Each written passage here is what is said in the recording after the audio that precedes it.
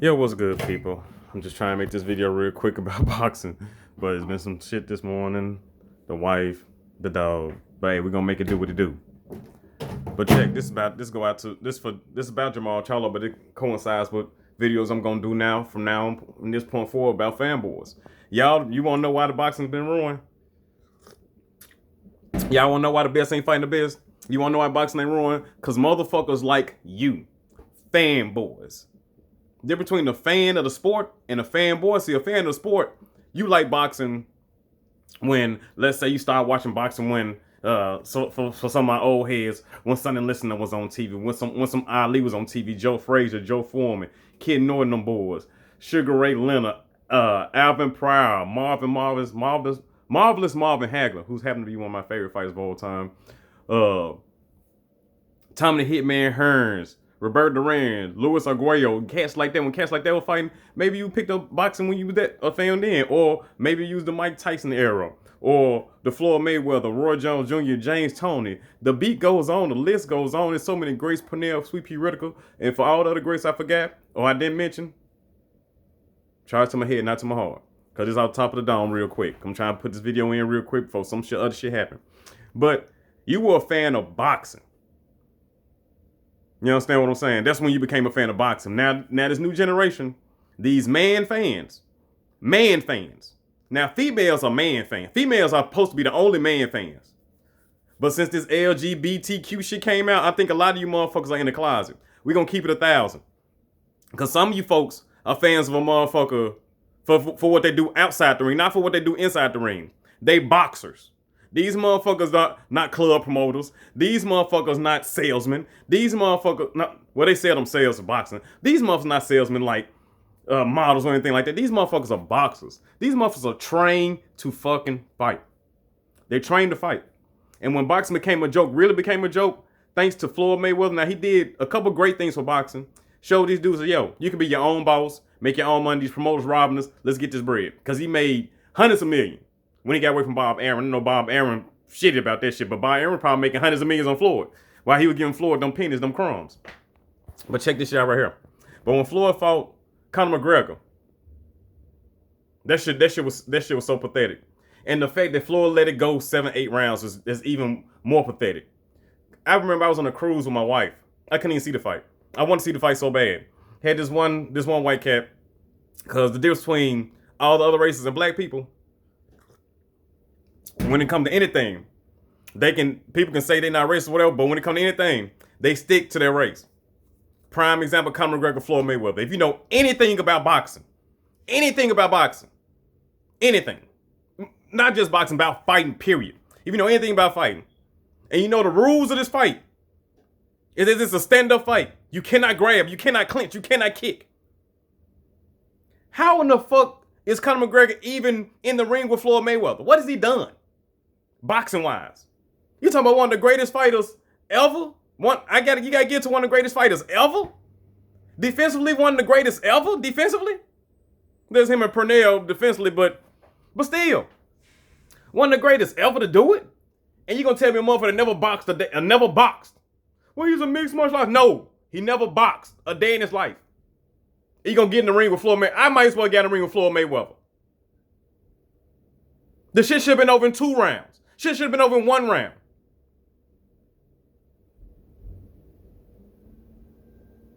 But I digress. Floyd made it a fucking farce. Boxing a farce.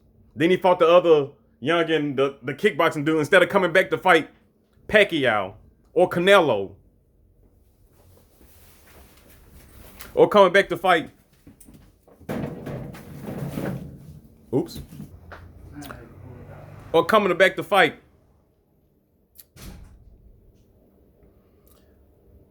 Earl Spence Jr. or Terrence Bud Crawford. You, instead of fighting them, you fight these bum MMA fighters. See, that's what's wrong. But you got paid for it. That's the problem. Now that leads me to Jermall Charlo. Jermall Charlo, I dig your fighting style. You can fight. To me, at 154, you was the best at 154. Even with Canelo down there, even with Andrade down there, even with your brother down there, you was the best at 154. You beat Trout. You beat Julian J. Rock Williams. K9 Bunchers don't count. But those two big names right there. And ain't nobody else in 54 beat better names than you. Canelo been there his whole career. Who he beat at 54? I'm asking for you Canelo fanboys. Who did Canelo beat at 54? You gonna say, well, he fought Aries Leonard Lara. Lara straight. He fought Trout. So Lara, Trout, or Trout and Julian Williams. Which one's better? Trout and Julian Williams. And who else Canelo fought? You can't tell me who. You can't. I know, right? But Canelo this great dude. But anyway,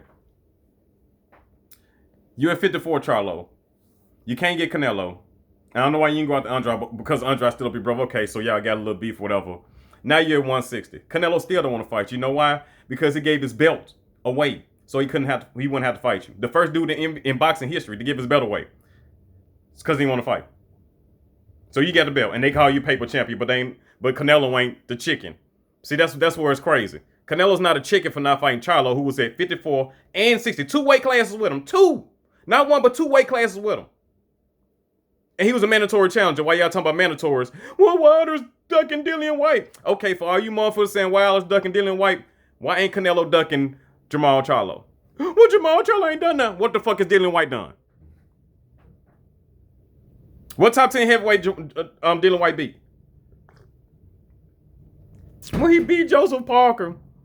He beat Joseph Parker on a headbutt that was ruled a knockdown. And Joseph Parker was about to knock his ass out in the 12th round. Really? He didn't fight Ortiz. He just fought Oscar Rivas. So, I don't know what the fuck. So, if Canelo ain't ducking Charlo, why is Wilder ducking Shrek? But Wilder ducking Dillian White, though. If Canelo not ducking Charlo, how Wilder ducking Dillian White? Charlo did more in boxing than Dillian White will ever do. 2 different weight classes. 2 belts. No matter what you think about him. That's proven fact. That's what he did. And to get on Canelo real quick, just touch on Canelo real quick. You had title fights against Matthew Haddon, who was at 147. You fought him at catchweight for the 154-pound belt. You had a title fight with Liam Smith, and then you had a title fight with Rocky Fielding. So if you can fight Liam Smith, Rocky Fielding, and Matthew Haddon, why the fuck you can't fight Jermall Charlo or Demetrius Andrade? That's why I ask all Canelo Alvarez fans, but they still can't answer this shit. They want to deflect. Well, Canelo's daring to be great. If he daring to be great, tell him clear out 175. If he daring to be great. But he ain't gonna do that shit. If he daring to be great, tell him fight Benavidez, Plant, or Callum Smith at 168. Tell him clear out 168. He ain't daring to be great. If he daring to be great, tell him get undisputed at 160, beat Charlo and Andrade. He ain't trying to do none of that shit. He finna fight Billy Joe Saunders next. You heard it here first. Billy Joe Saunders, Anthony Yard. And y'all gonna be good with this shit. What? Y'all gonna make excuses. Well, Anthony Yard, ooh. And y'all get on motherfucking Earl Spence fans to make excuses for Earl Spence. Earl Spence folk, Sean Porter. Earl Spence folk, ooh. Here she go barking at me. What's up, mama? I'm talking to the people. I'm talking to the people, Mia. Yeah, that's my girl. But back to this video. Now, I'm just trying to figure this out. I'm trying to figure this shit out, Charlo. I got out track like I'm Canelo ducking you. Cool. Because WBC basically said, we're going to give his belt to you. Now, Triple G ducking you because he ain't trying to fight you. He said he's trying to fight Canelo. He fight any other bombs he can to not fight anybody, not to fight you or Andrade. So that leads me to my question. Why not fight Andrade? I hear people saying, why they gotta fight each other? Okay, if they don't fight each other, who they gonna fight? Because obviously Canelo and Triple G not gonna fight. Who they gonna fight? Because if Charlo fight anybody else besides Canelo, Triple G, or Andrade, people gonna talk crazy about him. Andrade fight anybody else, they gonna say, oh, he's fought. Andrade ain't fought nobody. They talking about Charlo resume. Andrade ain't fought nobody. Find this moderation? Really? Really? That's what Andrade fought. I think Charlo will beat Andrade. I'm gonna let you out. I think Charlo will beat Andrade. But for some reason, I don't know if it's the PBC stance to trying to save face with Earl Spence, so that since Earl Spence don't want the WBO strap. I don't know if that's it. I don't know I don't know what's it.